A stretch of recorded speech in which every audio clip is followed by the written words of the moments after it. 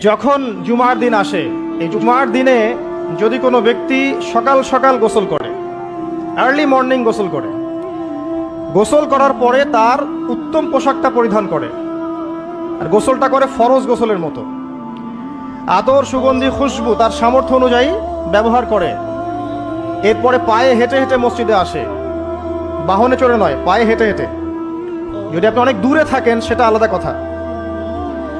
এবং ইমামের কাছাকাছি বসে, মসজিদে আসার পরে যতটুকু সম্ভব হয় সুন্নত পড়ে নিল, নফল পড়ে নিল, এরপর ইমামের কাছাকাছি এসে বসলো। ইমামের খুতবা শ্রবণ করে মনোযোগের সাথে।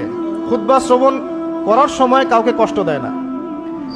কাউকে কষ্ট দেয় না মানে হচ্ছে যে কেউ কথা বললে তাকে এতটুকু বলে না যে তুমি চুপ করো,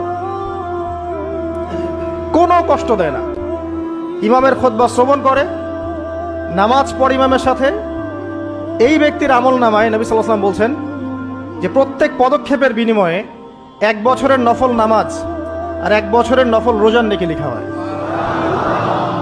জুমার এই সমস্ত নেকি নষ্ট হয়ে যাবে যদি আমরা এখানে আদব রক্ষা করতে না পারি।